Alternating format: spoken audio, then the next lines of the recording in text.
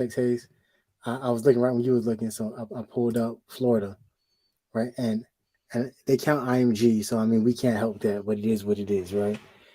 The top two obviously coming to University of Miami, Alabama, Georgia, Texas, Alabama, Florida State, Ohio State, Georgia, Alabama, Georgia, Ohio State, Georgia, UM, Georgia, LSU, Georgia, Oklahoma. And I'm down in the 20s. And the lowest you get is UCF with John Walker. The rest of them, Miami, Georgia, Miami, Penn State, Florida State, Miami, Florida, Miami, Penn State, Texas A&M, Georgia. Come on, dog. We ain't even got no ACC presence. We the only one with ACC presence around here besides Florida State. As it should be. Mm-hmm. But this is the stuff I'm talking about that's so flawed. But when it fits our narrative, let's go. But when it doesn't, man, that stuff, they 23-6. Well, I mean, sometimes you have to analyze it. You have to look at all of it because they've said, I can't remember if Ivan said it when he was on here, but they have said, like, with their ranking system, they can't, it's only 32 5-stars, and they can't give them all to Florida. So when you start thinking about that, you start thinking about how's a kid from Massachusetts, I understand it may be a different position, but we're just talking about talent. Who's the most talented? How does a kid from Massachusetts be ranked ahead of a kid from Florida with the competition is at the tip top? They just told you that. So they're being selective with how many stars 5 stars they're giving out to the state of Florida, or what kind of rankings you're giving out to the state of Florida. And that makes no sense at all. But even with that, KB, I'm cool with that. But you're gonna tell me Pancake Huncho's still a 5-star. He just shouldn't be ranked higher than Cedric Baxter. That's all I'm saying. Like, he still can be a 5-star, but he shouldn't be ranked higher than Cedric Baxter, in my opinion. No, he shouldn't. He shouldn't. You know, when I look at that. Thank God we discovered Damian Wilson. He moved up in the ranks. Thanks, 247. Cut me a check. So listen, if you just getting in here, man, once we get the lights back up to 70%, we'll open the chat. Damar, this thing is getting crazy, man. It's a lot going on. It's a lot going on back here. If you just was under a rock or you just woke up, Damar Hamlin, Buffalo Bills DB, passed out on the football field. CPR was administered. He was rushed to the hospital, and they say he's in critical condition. The NFL game was postponed. The first time I ever seen that happen in my life. Crazy scene. This is the scene right here. If you're just getting here and you don't know why we're in here this late talking, 12 o'clock at night, Buffalo Bills number 3 right there, where he actually collapses after wasn't a huge hit. But wasn't we just talking about lowering your head? Wasn't we just talking about that? The offense being able to lower their head, Hayes, yesterday? We just talked about that. About you the offense being able to pull up the Chavez picture. You can pull up. We talked about it in the interview. Yeah, you're 100% right. Right. And Damar Hamlin, he stands up, he's fine, and then he collapses. And right away, everybody knew it was serious. Stephon Diggs, Jaquan Johnson, their reaction told the whole story. But check this. Damar Hamlin has a toy drive, right? Mm-hmm. He has a toy drive, and I think the toy drive, when the night started, the toy drive had a couple thousand. It's a GoFundMe, and it had a couple thousand. Damar Hamlin's toy drive in a few hours has hit $1.3 million. Now that's awesome. Mm-hmm. That is. But whatever that compassion is when Gangsta Boo dies or when somebody passes out, whatever that compassion is, where in that moment you feel like Gangsta Boo, one of the greatest rappers in Tennessee, and you want to tell them then, like, dog, only if we were like that every day. You know what I'm saying? Only if we walked past everybody and we were able to say, Good job, Medi, man. Thanks for fighting for my country. Shout out to Coach Hayes, man, for being the light-skinned dude in Orlando, taking all the fat chicks out the club.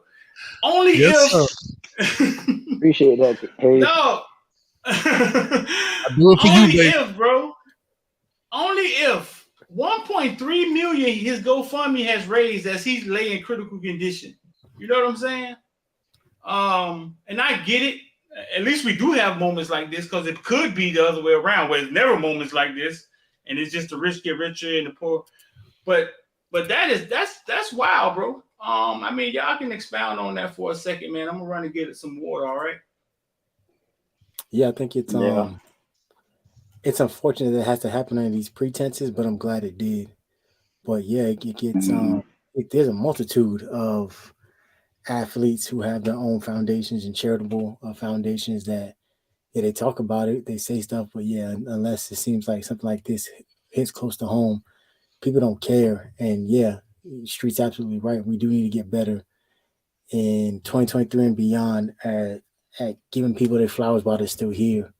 One of the big influences in my life personally has been Nipsey Hussle, and looking at what it was. And mind you, I grew up in the 90s hip hop era. I'm originally from Brooklyn, New York. I grew up hating the West Coast, Tupac and everything that stood for it. But when I realized when Nipsey Hussle became deeper than hip hop to me and what he was doing, and he helped me, his music helped me through a very difficult time in my life when I was in a combat deployment in a combat zone.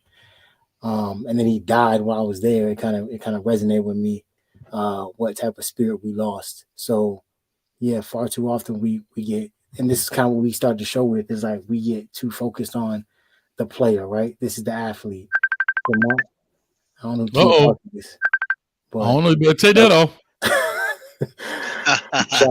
shout out to Kia. Anywho, when we get focused on simply looking at a person as the player, or you're the guy who phone keep getting blown up.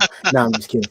You're the guy who played for my team, and I just look at you as that, and I don't look at you as a person. It makes it very easy for us to forget, and it sometimes seems like things like this have to happen for people to suddenly be like, oh, there is a person. Oh, yeah, he is out here giving kids, toys on toy drives and doing stuff like that. Right. I don't know if that toy drive was for Christmas, but we're a couple of days late. So yeah.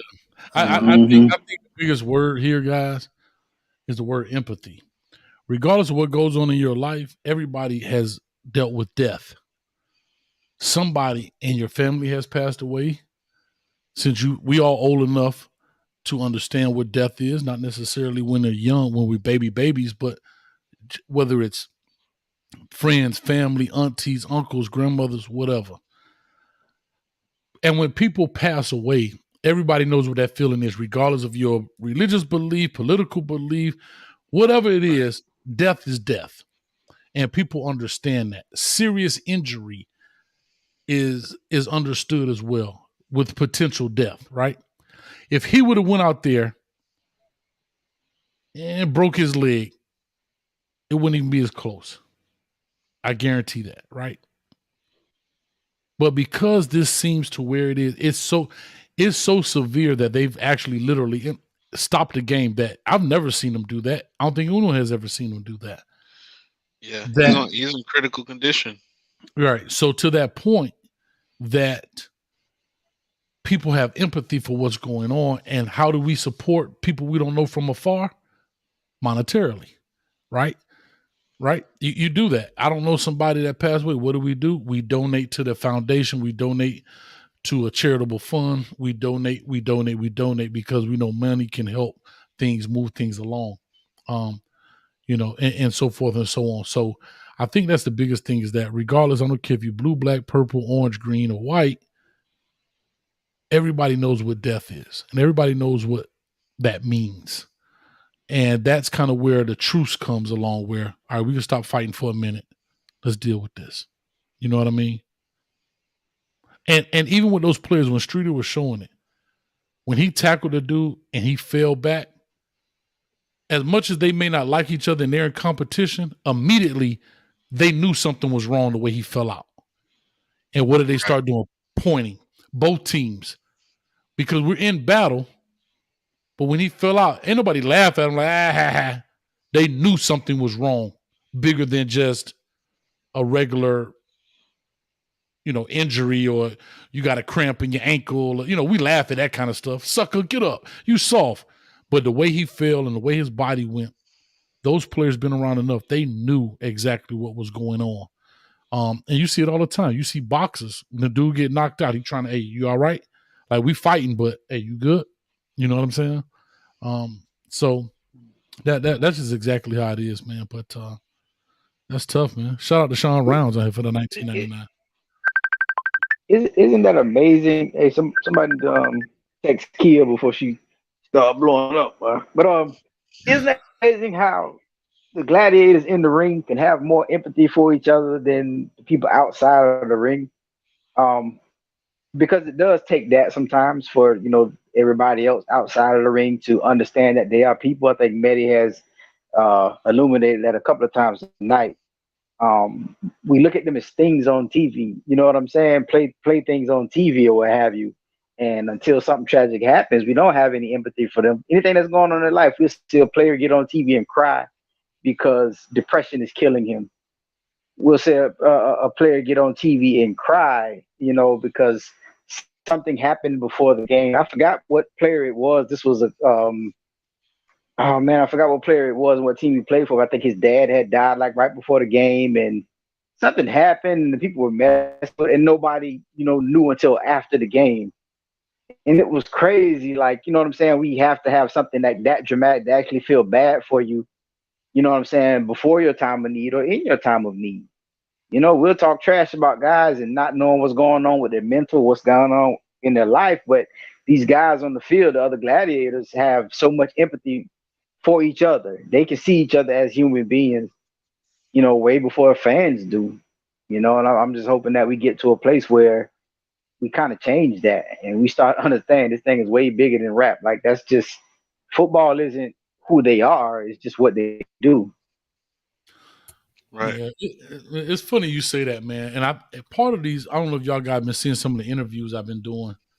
I call them the person, player, and prospect. And that, not a shameless plug, but it fit right. It's perfect segue to what you just talked about, KB. I think a lot of times when we look at these players, this is truly a gladiator sport, right? Where he go out there with back in Troy and all that gladiator with fighting a lion. You put your money on it. Those are objects. Those are products. And that's part of what I was pissed about with Skip. He talked about it as if this guy was a product on the field. You understand? Like, he's a product, right? Not a person. Mm-hmm. And that's what happens. So I said that about the interviews to try and personalize football players. That is, dog, do you know how many football players you walk by every day and you don't even know they play ball? Because they're masked up. You don't see them. Dog, most outside of the trenches, the O lineman, D lineman, maybe a linebacker. Most of them do look like regular dudes. They look like regular people walking around. Yep. They in shape. But there's a lot of people walking around that's in shape. I mean, if you go look at, let's be honest, if you went to go look at, hell, Antonio Brown, he's like a regular dude walking down the street. You go look at T.Y. Hilton. You go look at even Julio Jones, or let's just say even Brandon Marshall. He's a bigger guy, but you wouldn't think football player. You may say may have played some ball, but not an NFL dude. Because when you think of them as massive guys, like huge people. And a lot of these dudes, dog, that guy's not that big. The guy that just got passed out of the Hamlin, right? Yeah, Hamlin. Not a big guy. So there's no personal piece like basketball where you can look in their face. You can, they have these interviews, this, that, and the other. It's only 12, maybe 15 of them. They interview those guys. No, they only interview 3 people on the team: the head coach, the quarterback, and whoever else made the big play. That's it. That's it. Mm-hmm. Just a quick update too. I was wondering, I saw something about 10 minutes ago that stated, I guess it's Bengal fans is kind of hanging out by the hospital. Saying he got put to sleep and he has a breathing tube down his throat. That was his issue. He was having a hard time breathing on his own. So he's still critical because he's not his organs are not working the way they're supposed to allow him to breathe on his own. I think I see commotio cordis is trending, so I don't know if it's commodio or commotio. So I think that's what a lot of people have kind of diagnosed him with. I don't know. We ain't all doctors, so we can't necessarily do that on this platform. Mhm. But once again, keep him in your prayers. That's awesome what happened with him as far as getting these foundation to raise as much money. And another thing, man, for those, it's a lot of people, I guess, who are throwing shots. And you talked about this earlier, Hayes, you know, how T. Higgins might feel. All T. Higgins wasn't just making a play. He was getting tackled, you know what I'm saying, and going to the ground. Please don't get on Twitter and start, or any other social media platform, and start knocking T. Higgins and tagging him in posts. Like, it's something that was a rare incident that doesn't happen very often. Like, have the same thing we're talking about, some empathy and compassion both ways, because it was nothing malicious about it. You know what I'm saying? There was no anything egregious about what he was doing. He was just making a tackle. This rare circumstance happened. Unfortunately, it happened to him. Don't start tagging T. Higgins and other players and teams and all that because he got hurt. There's just no need for that. You know what I'm saying? So yeah. And I just I looked it hope up. we don't have anybody. Nah, you got some dog. Some people do that stuff. I'm just sorry. That people do that. They're gonna hide behind the avatar. They'll set up a brand new account just to do that stupid. Like, them people need to be charged. But you look at, I was just talking about Hamlin, bro. He's 6 foot, 200 pounds. That's about the average American, ain't it? Like, I'm just saying, like, he ain't nothing special about. He ain't Pancake Huncho. He ain't 6'5", 305. You know what I mean? Like, okay, who is this big dude? So if you walking down the street, then you're just another cat. But no. But to your point, man, you know. Yeah, people can do some wild stuff, man, and you know, people just don't. You know, I don't understand how people get off like with that whole thing. Remember the Raiders and the New England Patriots, where the lady was all in the dude's face, and you know what I mean? Like, it's a football game, dog. Y'all remember what Streeter said earlier, man. Because that thing you saying or whatever, like doing that in the chat. I had that boy fell off. That boy in the portal. Yeah. Come back, KB. StreamYard and the spaces are nice to him, man. Like, I just saw something else that just got me hot. Cold. Like, talk to me. Shannon Sharp got a tweet that he did a couple hours ago. What did he say? And it said, "Please keep Damar Hamlin and his family in your thoughts and prayers. NFL doesn't have a manual on how to proceed after an incident like this." And it got me thinking, why do you need a manual? Just use your heart and common sense. Yeah. That's it. A person did something that you are not accustomed to, right? You've seen all kind of freak, weird injuries, right? The NFL has never seen this, and I get it. The typical response based off of what happens, like, oh, he got hurt. Cool, let's put the backup in and we can press. But you haven't seen anything like this. At some point, you gotta take the business side off. Take your business hat off, put your human hat on, and realize, wait a second. This person is on the verge of death. Maybe we should stop the game. Like, you got it's not a secret. You're watching players absolutely distraught, like freaking out, stress cobras, tears running down their face. And you mean to tell me we don't have a manual for how to deal with this? You didn't have a manual on how to deal with racism. Your response, just put end racism in the back of the end zone and on the back of people's helmets. You're right. That's, you know what, man, Matty, like, bro, I don't know, man. I can say so much. This ain't my platform, so I be wanting, I be wanting to dive head first in the 2 feet side of the pool, man. On the 2-foot side of the pool, I'd be ready to die here first in this thing, man, and deal with the consequence later. But I just, some stuff, man, the problem is we don't hold anybody accountable for the things that they do, the things that they say. I'm telling you, I don't want to go back because I know he didn't want to do that. But I'm going to say this one last piece since he ain't on here. Do y'all know that LeBron James had to apologize for saying, I got that Jewish money, everything kosher? He put that on his Instagram post. I got that Jewish money, everything kosher. Here go the worst part. Not only that he apologized, guess who else apologized? His team? No. 21 Savage, the dude's song, the lyrics in which he was quoting. And he had to apologize too? He didn't have to, but he did. So I guess he had to. Like, these are the things that be teeing me off, bro. Like, what do we the dude? It was actually a compliment. It is a compliment. It's a straight up compliment. I'm gonna look something up, and I'm gonna look up if this person ever had to apologize, because it's kind of synonymous with what's going on here, right? I'm just saying, like, these are the things that. But I'm gonna go back to this. Here's another thing I want to say while you're looking that up, Manny. Here's another thing I think that happens, and I understand you can't tell a person how to grieve or what to do. But I think we as a people sometimes, when tragic things happen, we still continue to play. I remember there was a player, his baby just passed away, and he played the game that day. Their mother or their father they passed away that morning. They passed away at 8 o'clock that morning. They playing the game at 1 o'clock that afternoon. Now I know the organization may say, hey, you don't need to play this game. And you can't tell people how to grieve. They may want to play that game to keep their mind off of it. I get it, right? It's like people who go take a walk, clear your head. Your mind is free when you're in the game because you're not thinking about it. You're thinking about the plays or whatever.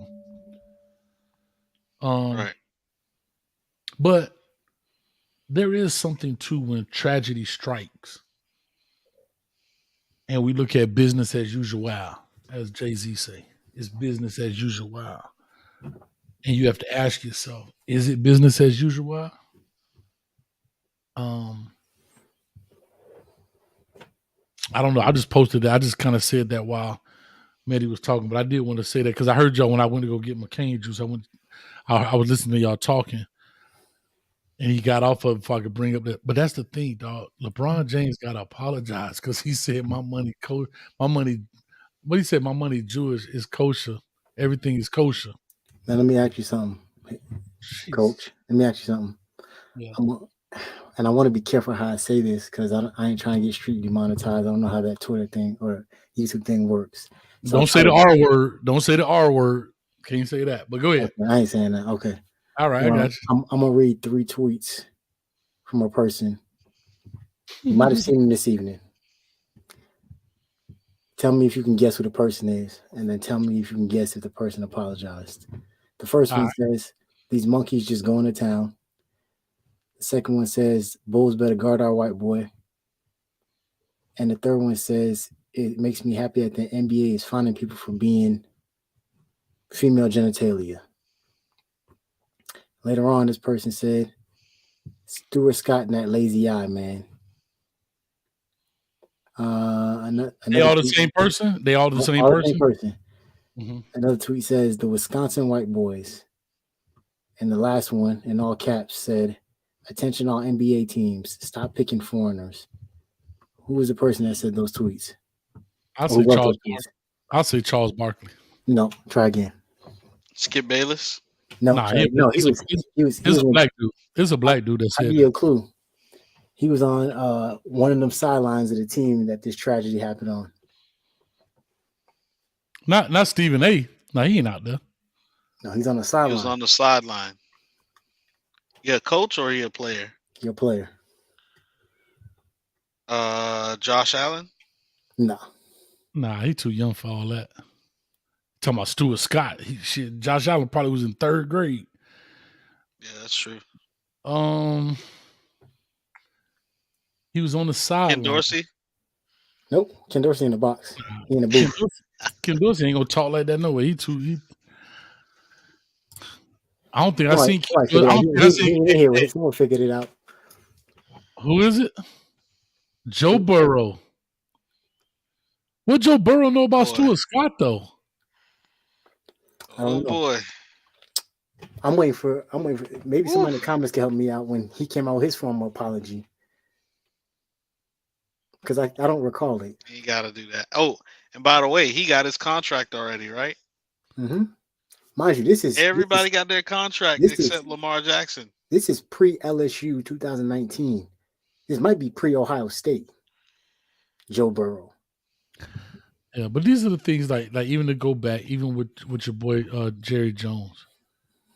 Regardless of whatever, he still did, whether he was there to sell Girl Scout cookies or he just happened upon it, or he was there for whatever intent. Did you hear the story? No, but he still never. Yeah, he talking about his head coach said don't go over there and all that stuff or whatever. And he still went anyway. Right, but regardless, he still doesn't even say. He still never say. You know what? That was a bad event that happened in this era of time. Like there's nothing. You understand what I'm saying? There's no accountability. No remorse. But there's no accountability to the things, bro. And that's what bothers me the most. It's like killer. That's the stuff that bothers me the most, bro. Who said he did apologize? I would love to see it. Please put the link in the description. Put the link in the chat. See, there's a difference between saying I'm sorry. Like, if Street came on here and be like, hey, man, y'all talking about this? I told you we was done. Man, my bad, Street. That's not an apology, dog. Man, I'm sorry, Street. My bad. Or, you know what, Street, man, you know what? You asked us not to do this. I took it too far. I apologize, my brother, man. You know, that's an apology. But just to blow it up, man, my bad, Street. There's no sincerity. Can I tell y'all something real quick off the topic? You know what I feel like? I feel like my college days right now. I'm going to go back and tell y'all something. I'm on the cane juice just a little bit. I feel like we in the homie car. It's his car. He be like, I'll be right back. He going to the chick house, and we sitting in the car waiting on him because we ain't got no way home. And we waiting for him to finish doing what he got to do. You know what I'm saying? And then he finished. It's been about an hour, and we like, he'd be like, y'all straight? We be like, no, we ain't straight. Because you done seen the lady call on the screen. We seen all, like, Smitty, you can't tell me you don't feel like that back in the day, dog. Everybody done had that story, dog. Where you riding with a dude, and he be like, I'll be right. Hey, I got to make one quick stop. All right, no problem. It'd be an hour, dog. And you sitting in the car. He done went in an apartment complex, so you don't know what actually apartment he went to. So you got to just sit in the car and be like, bro, what this dude at? That's how I feel right now. But anyway, go ahead. That's a fantastic analogy. That's how I feel right now. I just feel that way. But anyway. Yeah. But no, I saw a lot more of what Kyle said, of them just saying he was quote unquote just a kid at the time. Then I saw any apology, but Mr. Will said he did apologize. I got a computer. I don't need you to send it to me. Did Jerry Jones apologize?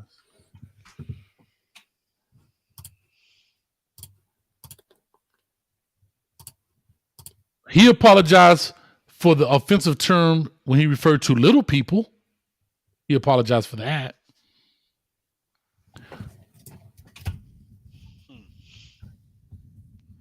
That was offensive. Hold up. Daryl. Dallas Cowboys owner Jerry Jones apologizes for height-related slur. Because he probably called somebody the M word. That's the first thing came up. I'm not here to pick sides about issues and maybe what's a little more important than other, but when I said, this is all I typed in my Google, did Jerry Jones apologize? And the first thing comes up under Jerry Jones apologizing is Jerry Jones apologized for offensive turn. There you go. He finished. I told you he was going to come right back. Watch what he say. Go ahead. Street, what you going to say? What I'm going to say about what? Whatever. You just coming back. So what's up? I got a team and dudes in here that can hold it down. Boy, they don't need me in here. So what are you going to say? What you going to say first? What's the first thing you going to say? First thing you'll do is this. No, hold on, Matty. What's the first thing you going to say? What's the first thing you gonna say? Y'all boys straight? No, we ain't straight. We been here an hour. No, my squad's straight, dog. My squad's straight. They don't need me. Hey, Street. So Street, you have both of us out of here and they got it. Hey, Street. So now you may have missed it. So I was saying we was. I heard someone call and told me. Oh, nah, that's good. I was just saying that I feel like. Tell me. Let me hear it. Say it again. Say it again. Nah, I was saying like, dang, dog. You know what I feel like? I remember this happened to me in college. You ride with a dude, got a car. He be like, hey, I'll be right back. I got to pull over. I got to go in here right quick. All right, no problem. He going to the apartment complex. He come out an hour later. He done did his thug thizzle, and we sitting in the car. He come back, hey, boy, y'all boys straight? No, we ain't straight.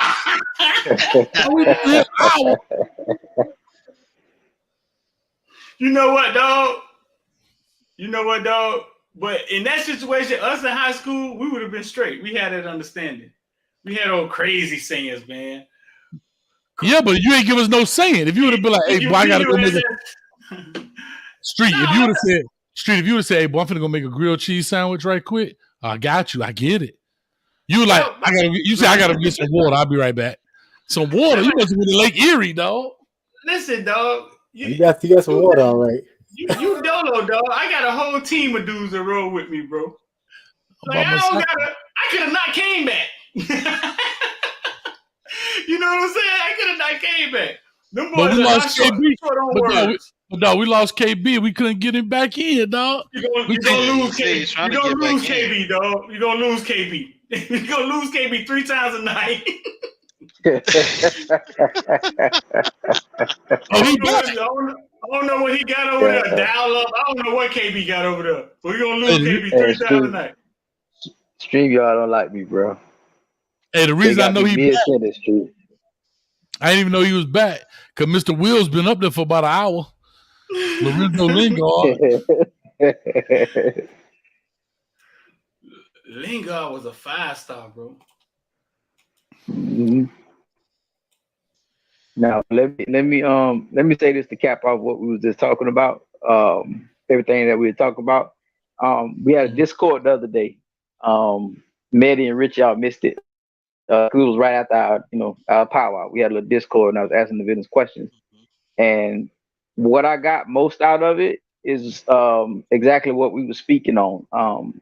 People were talking about how when they're able to come to this platform, as far as the recruits and all these guys that come for interviews, the best thing about this platform is we definitely want to humanize everybody that comes on.